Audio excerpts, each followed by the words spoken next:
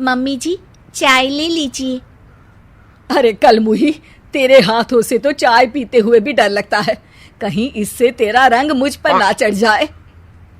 अगर इन्हें इतनी ही शर्म होती तो मेरे इतने हैंडसम भाई को इस तरह फंसाती नहीं। बानी और शिवम की लव मैरिज हुई है।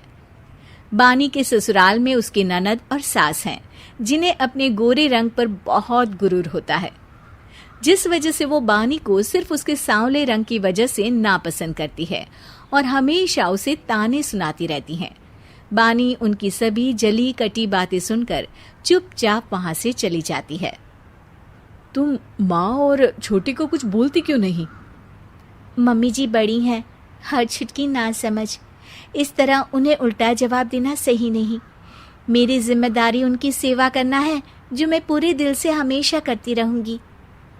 ऐसा बोलकर बानी रसोई में जाकर रात के खाने की तैयारी करने लगती है। रात को खाना खाते हुए बानी की सास उसे कहती है, कल मैंने अपनी फ्रेंड्स के साथ किटी पार्टी रखी है, समय से सारा खाना बना देना और अपना मनहूस चेहरा लेकर ज्यादा उनके सामने मत आना, समझी?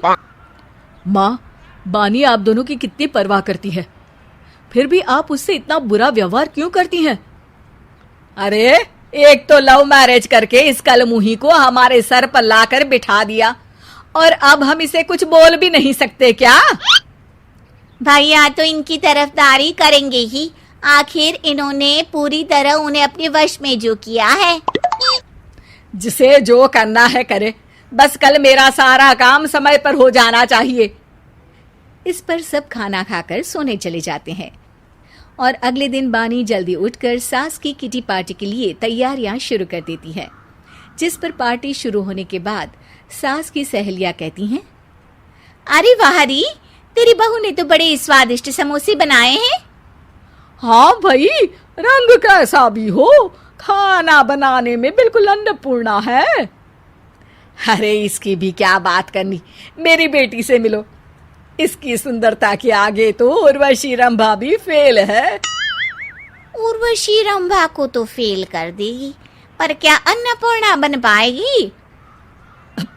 अरे इसे काम करने की क्या जरूरत, उसके लिए बानी है तो, और मैं तो इसकी शादी भी किसी नौकर चाकर वाले घर में ही करूंगी। बानी वापस रसोई में चली जाती है और किटी पार्टी चलती रहती है। उसी रात को बानी की सास गुस्से में चिल्लाते हुए अपने कमरे से बाहर निकल कर आती है। हाय रे, चोरी हो गई, मेरे पैसे, पक्का पक्का इस कलमुही की वजह से हुआ है ये सब। अरे क्या हुआ माँ, कौन सा आसमान टूट गया? अरे आसमान तो उसी दिन टूट गया था जब तू इस कलमुही से शादी करके इसे घर में ले आया था। खुद तो आई ही, अपने साथ साथ मनहूसियत का काला साया भी मेरे घर ले आई। अरे हुआ क्या माँ? अरे मेरी तिजोरी में रखे पैसे कहीं गायब हो गए, सुबह ही देखा, अरे यहीं रखे थे। क्या आप मुझ पर चोरी का इल्जाम लगा रही हैं? अरे काली बिल्ली पर भी क्या कोई मनहूसियत का इल्जाम लगाता है? ऐसा बोलकर बानी की सास वहां से चली जाती है, जिसके बाद शिवम और बानी बात करने लगते हैं। देखो, मम्मी की बात का बुरा मत मानना, वो बस परेशान है ना, इसलिए कुछ भी बोल गई। वो परेशान नहीं, मुझसे नफरत की वजह से ऐसा बोलकर गई हैं। उन्हें मैं हमेशा एक आंख नहीं सुहाती। देखो बानी, अगर तुम चाहो तो हम दूसरा घर लेकर वहां शिफ्ट कर सकते हैं। आखिर तुमसे प्यार करके तुम्हें अपनी जिम्मेदारी पर इस घर में लेकर आया हूं, इस तरह टॉर्चर नहीं होने दे सकता। अगर आप साथ हैं तो मुझे किसी चीज की टेंशन नहीं, और आखिर वो हमारी बुजुर्ग हैं, हम उन्हें और छुटकी को इस तरह अकेले छोड़कर कैसे जा सकते हैं? इसके बाद बानी भी अपने कमरे में चली जाती है और अब हर रोज उसकी सास की तिजोरी से पैसे गायब होने लगते हैं। इसी तरह कुछ समय बीत जाता है और वो हर बार हर चीज का इल्जाम बानी पर लगाती है, पर बानी कभी कुछ भी नहीं बोलती।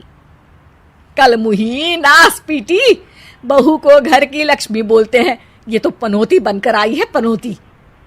एक रात बानी की सास को आधी रात में प्यास लगती है, तो वो पानी पीने रसोई की तरफ जाती है। तभी उसे अपनी बेटी के कमरे में कुछ आवाज सुनाई देती है। हाँ हाँ, मैंने मम्मी की तिजोरी से हर रोज थोड़े थोड़े पैसे निकाल कर हम दोनों के लायक खूब पैसे इकट्ठे कर लिए हैं। और मम्मी आज तक उस सब के लिए भाभी को ही जिम्मेदार समझती है। तुम बस जल्दी से आकर मुझे यहाँ से ले जाओ और हम कहीं दूर जाकर शादी कर लेंगे। मम्मी को कुछ पता नहीं चलेगा, सब मुसीबत खत्म। अपनी बेटी की ये सारी बातें सुनकर बानी की सास भौंचक्की रह जाती है और अपने कमरे में वापस चली जाती है। जब अगली सुबह बानी सास के कमरे में आती है, मम्मी जी, क्या बात है, आज आप कमरे से बाहर ही नहीं आई? आपकी तबीयत तो ठीक है ना? क्या छुटकी कमरे से बाहर आई या तुम उसके कमरे में गई? नहीं नहीं, क्यों, जाना है क्या? मैं अभी चली जाती हूँ। नहीं, कोई कहीं नहीं जाएगा। इस पर वो बानी को साथ लेकर कमरे से बाहर आती है, जहाँ शिवम भी होता है। वहाँ उसकी सास बोलती है, छुटकी मेरी तिजोरी के सारे पैसे लेकर अपनी माँ के बारे में कोई ख्याल करे बिना किसी लड़के के साथ घर छोड़कर चली गई। और बहू, तुमने मुझ जैसी सास की सेवा करने के लिए अपने ही पति के साथ दूसरे घर जाने से मना कर दिया। मैंने हमेशा तुम्हारा रंग देखा अच्छा ही नहीं, जो मेरी सबसे बड़ी गलती है। मुझे माफ कर दे बेटा। और इसके बाद बानी की सास कभी अपनी बहू की तारीफ करते थकी नहीं।